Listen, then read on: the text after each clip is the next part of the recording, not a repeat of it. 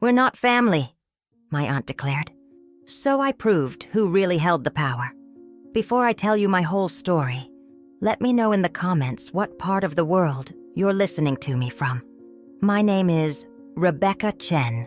I'm 34 years old, and I work as a licensed architect in downtown Sacramento, California. For the past 15 years, I've been the family's go-to person whenever anyone needed help, financial or otherwise. My Aunt Margaret has always been particularly vocal about how much she appreciates having such a responsible niece around. She calls me her favorite, always praising how I never hesitate to lend money, fix problems, or drop everything for family. I've renovated her kitchen for free, designed her backyard deck without charging, and even co-signed her mortgage refinance. Every family gathering, she makes sure everyone knows how lucky they are to have me, how I'm the glue that holds us together. But lately, I've noticed something shifting in her tone, something that makes my stomach tighten with unease and uncertainty. The praise feels different now, more calculated than genuine, like she's testing my loyalty, rather than appreciating my generosity. I can't shake the feeling that something fundamental is changing between us, though I couldn't pinpoint exactly what it was. The woman who raised me to value family above all else seems to be evaluating whether I still deserve that same consideration. Margaret has this way of making everyone feel like they owe her something, even when she's the one receiving all the help. She keeps detailed mental records of every favor, every dollar spent, every hour of free labor I've provided over the years. Sometimes I catch her calculating look when she thinks I'm not paying attention, like she's running numbers in her head. Margaret has been my father's sister for 68 years, and she's never been shy about reminding everyone of her seniority. She moved in next door to my childhood home when I was 12, claiming she wanted to help raise me after Mom died. Dad was grateful then, overwhelmed with grief and a preteen daughter he didn't know how to handle on his own. Over the years, she became more than just a neighbor. She became our family's unofficial matriarch, making decisions and offering opinions. I grew up believing this was normal, that family meant dropping everything to help each other without question or expectation. She taught me that love was measured in sacrifice, that being reliable meant never saying no to family requests. I internalized these lessons so deeply that I never questioned whether the giving was mutual or one-sided between us all. Margaret's house became the central hub where family decisions were made, and her approval felt essential for my sense of belonging. She had a way of making her needs feel urgent and important, while mine always seemed like they could wait for later. Looking back, I realize how carefully she cultivated my role as the family's primary resource and emotional support system. The woman who positioned herself as my surrogate mother had actually been grooming me to become her personal bank and contractor. She never missed an opportunity to remind me how much she sacrificed to help raise me, creating a debt I could never repay. Her stories always painted her as the selfless aunt who gave up her own dreams to take care of family obligations. The first red flag appeared last Christmas when Margaret commented that I was getting too comfortable with my success as an architect. She mentioned how some people forget where they came from when they start making good money, looking directly at me. I laughed it off then, thinking she was just having one of her cranky days. But the comment stuck with me. Her tone had an edge I'd never heard before, something sharp and calculating that made me replay the conversation for days. I started paying more attention to our interactions, noticing how she seemed to resent my independence rather than celebrate it. The woman who once bragged about my achievements now seemed threatened by them, as if my success somehow diminished her authority. Little did I know that Christmas comment was just the beginning of a much larger power struggle brewing beneath the surface. She began making subtle comments about how success changes people, how money can make family members selfish and disconnected. Each remark felt like a warning, though I couldn't understand what I was supposedly doing wrong to deserve such criticism. The shift was so gradual that I questioned whether I was imagining things or if she was really becoming more hostile.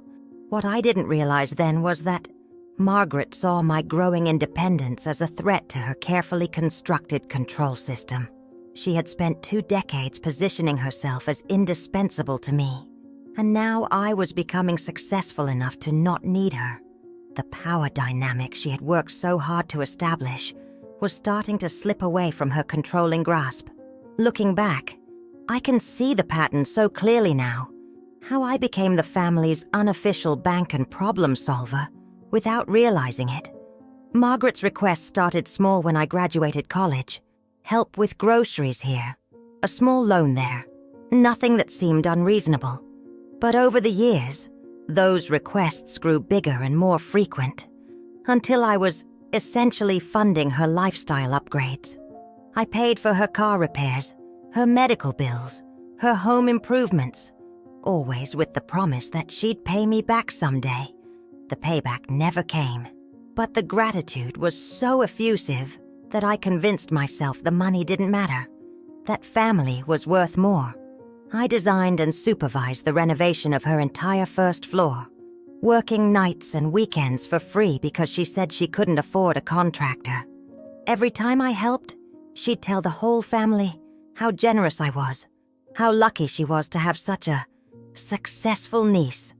The other family members started coming to me too, inspired by Margaret's example and my apparent willingness to help without limits. My cousin Derek needed money for his business venture that never materialized. My Uncle Paul wanted me to design his garage's conversion for free. Margaret always encouraged these requests, positioning herself as the middleman who knew I'd say yes to family in need. She'd call me with updates about who needed what, framing each request as an opportunity for me to be the family hero. I realize now that she enjoyed being the gatekeeper to my resources, the one who decided who deserved my help and when. Her house became the unofficial family headquarters, where everyone gathered to discuss my latest contributions to their various projects. She basked in the reflected glory of my generosity, while never contributing anything meaningful herself to anyone else's problems. The dynamic became so established that refusing any request felt impossible, without being labeled selfish or ungrateful for my privileged position. Margaret had masterfully created a narrative where my success was somehow a family achievement, rather than my personal accomplishment. She'd remind everyone that she helped raise me, implying that my career was partially her doing, and therefore she deserved ongoing benefits. When I started my own architectural firm 3 years ago, she immediately began dropping hints about needing a family advisor for my business. She'd make comments about wanting to ensure I didn't make poor decisions that could affect the whole family's financial security. I didn't understand then that she was positioning herself to maintain control, even as my independence grew and threatened her influence. The seeds of our eventual confrontation were already planted, growing stronger with every boundary I allowed her to cross. The breaking point came 6 months ago, when my father was diagnosed with early-stage Alzheimer's and needed specialized care that insurance wouldn't cover. I had been researching facilities and treatment options, trying to figure out how to manage the astronomical costs on my own. Dad had always been proud and independent, and the diagnosis was devastating for both of us emotionally and financially. I thought surely this would be the moment when all my years of family generosity would be reciprocated, when Margaret would step up. After all, this was her brother we were talking about, and I had always been there for her without hesitation. I called her that Tuesday evening, explaining the situation and asking if she could contribute to Dad's care costs. Her response changed everything between us forever, destroying the illusion of family loyalty I had carried my entire adult life.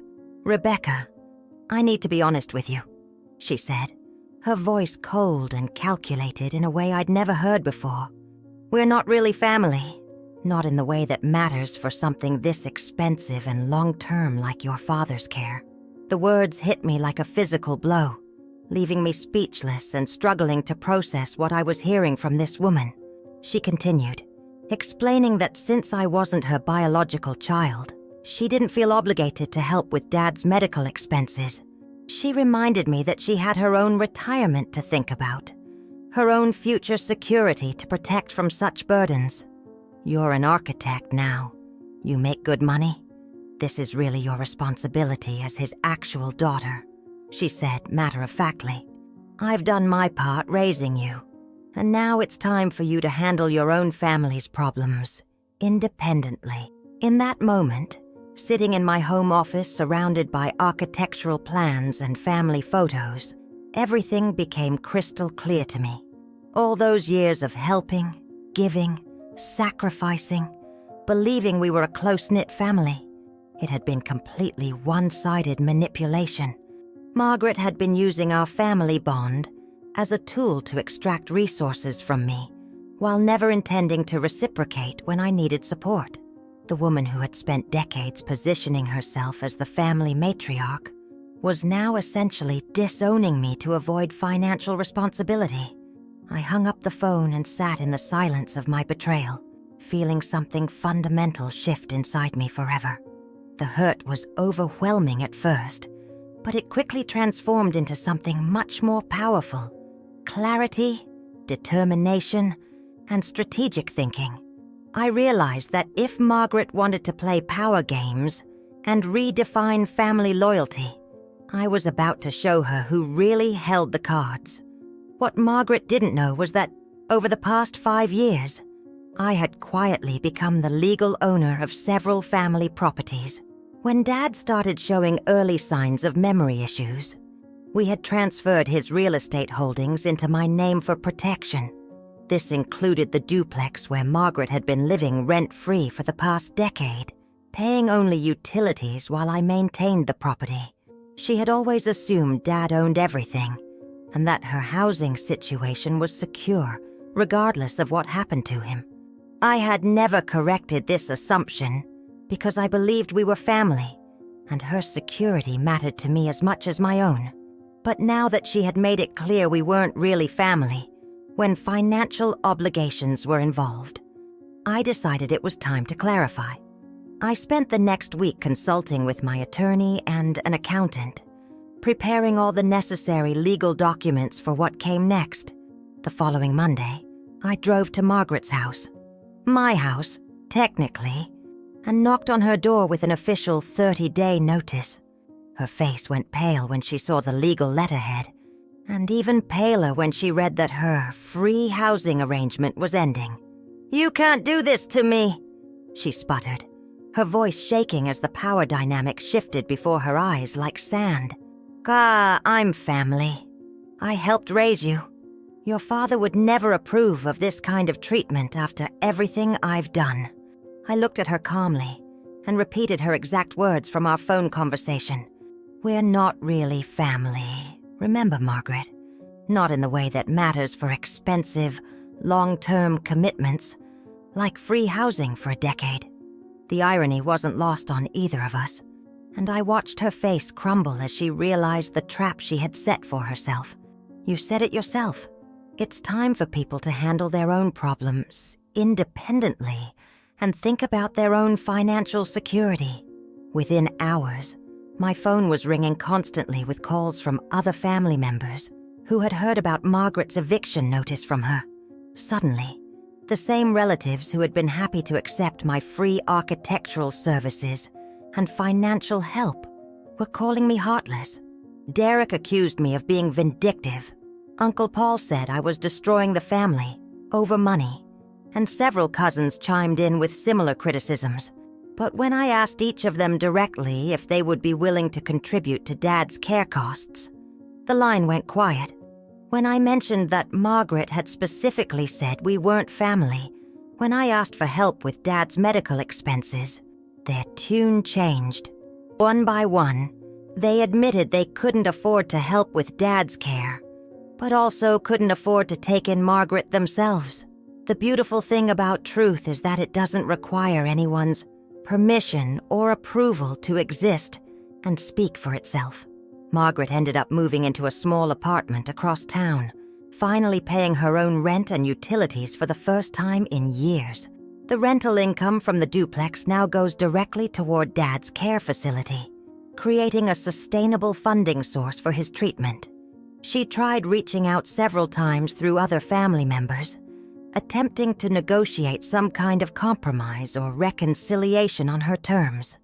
But I had learned something valuable about boundaries and self-respect that couldn't be unlearned or forgotten through manipulation tactics.